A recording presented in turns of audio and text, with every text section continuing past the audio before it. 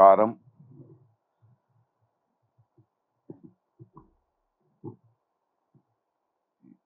Police project ఏముంది ఈ పుస్తకం ఒక 2-3 నెలల ముందు విజన్ వాళ్ళు నాకు ఫోన్ చేశారు. ఈ జైల్లో ఉన్న ఖైదీలు రాసిన ఈ లేఖని మీరు వీడియోలో చదవగలరా అని. చేస్తానన్నాను. ఆ తర్వాత ఏదో కమ్యూనికేషన్ గ్యాప్ వల్ల చేయలేకపోయా. అండ్ లక్కీలీ ఈరోజు ఆ పుస్తకం ఆవిష్కరణకి నేను వచ్చింది నాకు కొంచెం మనశ్శాంతిగా ఉంది. జైల్లో ఉన్న ఖైదీల్ని ఏదో చేశారని బంధించలేదు, ఇదేనా చేస్తారేమో అని బంధించారు. అదే వాస్తవం. పుస్తకం గురించి, జైల్లో నుంచి మాట్లాడుతున్న వాళ్ళ గురించి మాట్లాడారు. పుస్తకం గురించి మనకందరికీ తెలిసిన విషయం. చందమామని ఎన్ని రోజులు బంధించగలరు? బంధిస్తే అందుకే నేను నా ఫ్రెండ్తో వస్తూ మాట్లాడుతూ రావణ్తో చెప్పా, ఒక పక్షిని పంజరంలో బంధిస్తారు, కానీ అప్పుడు కూడా ఆ పక్షి స్వేచ్ఛను కోరే పాటే పాడుతుంది. దాన్ని బంధించలేరు కదా మీరు. ఇప్పుడు అవసరం ఈ సభ. మన కోసం, అందరి హక్కు కోసం పోరాడుతూ గొంతు విప్పుతూ జైల్లో ఉన్నారండి. అది ప్రాసెస్. బట్ నాకు చాలా ఇంపార్టెంట్ ఏంటంటే, ఒక సివిల్ సొసైటీ ఇలా కలిసి వాళ్ళకి అండగా ఉండడం.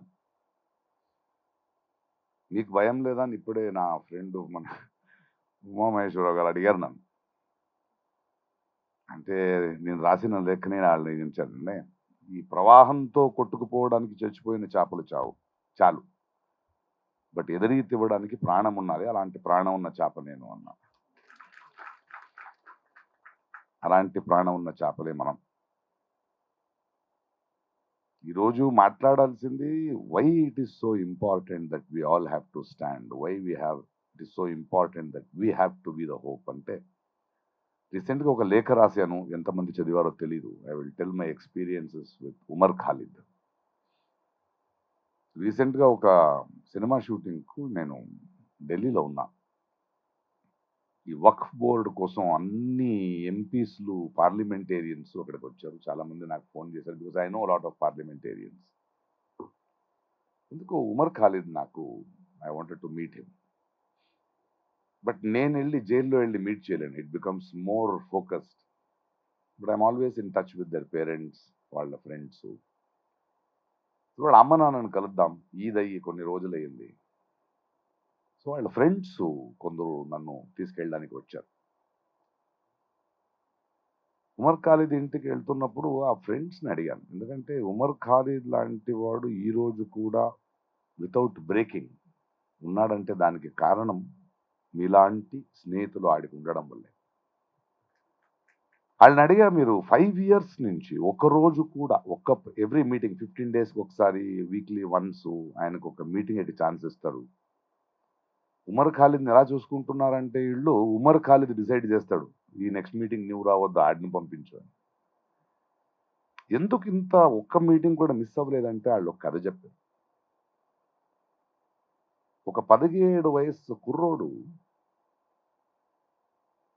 తను చేయని తప్పుకి జైలు పాలయ్యి, ఆయన కోసం వాదించేవాళ్ళు, ఆయన చూసేవాళ్ళు, ఆయన కోసం పోరాడేవాళ్ళు ఎవరు లేక, he spent more than 20 years in jail. 20 సంవత్సరాల తర్వాత ఆయన రిలీజ్ చేశారు, 37, 38. ఆ తిహార్ జైలు ఎలా ఉంటుందో, ఎందుకంటే మా ఉమర్ ఖాలిద్ పోయాడు కదా అని ఆయన్ని వీళ్ళు ఫ్రెండ్స్ వెళ్ళి కలిశారు.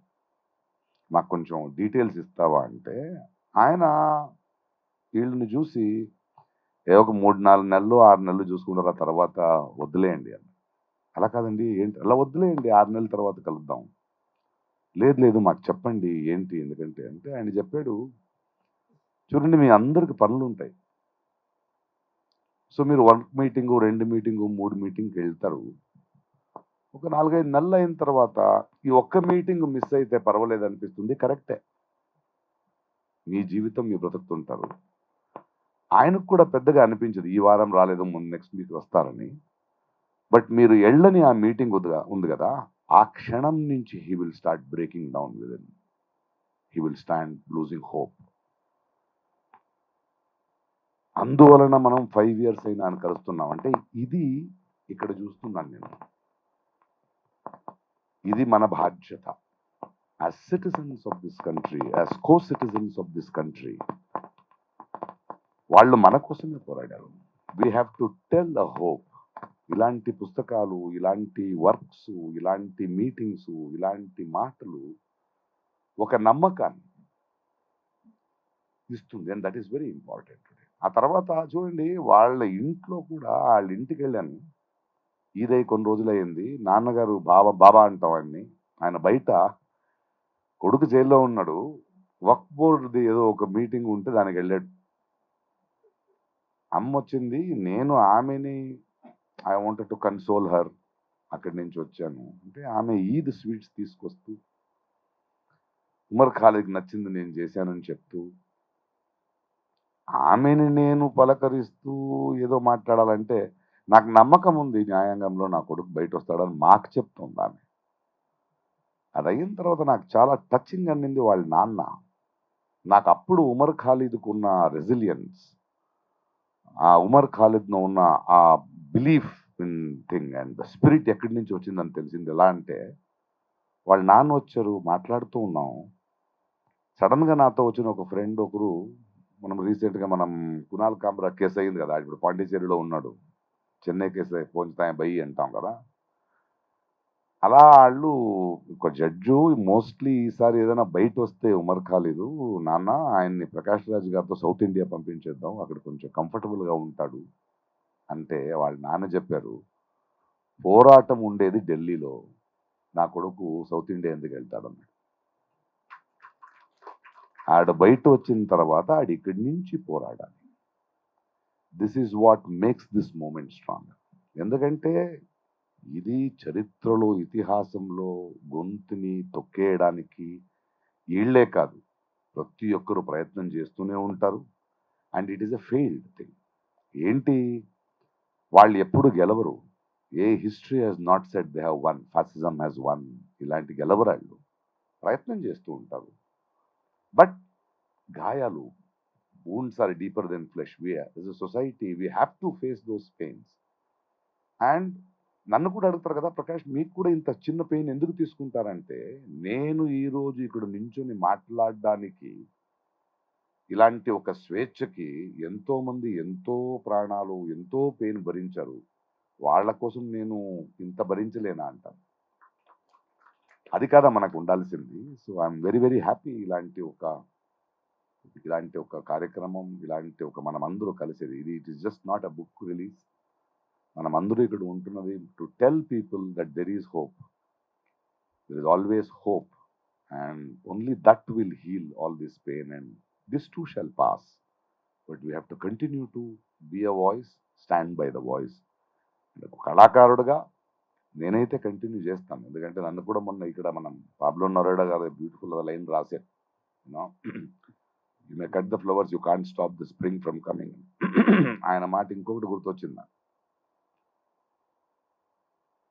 మీరు అద్భుతమైన సన్సెట్ గురించి, అద్భుతమైన ఫ్లవర్స్ గురించి ఎందుకు రాయరంటే, వీధిలో రక్తం ఉంది కదా, నేను దాని గురించి ఎలా రాస్తాను. రీసెంట్గా ఒక పాలెస్టీనియన్ పోయం చదివాను. ఆయన చెప్తాడు, నేను రాసే కవిత్వంలో రాజకీయం ధ్వనించొద్దంటే నాకు పక్షుల పాట వినబడాలి. పక్షుల పాట వినబడాలంటే యుద్ధ విమానాల రోదన మూగబోవాలి అంటాడు. So it is a need. ఒక కళాకారుడిగా, ఒక రచయితగా, as a common citizen, we need to continue to fight, raise our voice and stand by that voice. ఎందుకంటే రేపు ఇతిహాసం రాసేటప్పుడు, చరిత్ర రాసేటప్పుడు, they may forgive those who made the mistake, they will never forgive who were silent. I don't want to be silent. ఎందుకంటే నువ్వు మౌనంగా ఉన్నావంటే you are on one side అని అర్థం. You have to speak up. నా ఈ పోరాటానికి మిమ్మల్ని చూస్తుంటే నాకు ఉత్సాహం వస్తుంది. Thank you for this wonderful opportunity. Thank you for coming together. Let's raise our voice. Let's continue to sing. Thank you.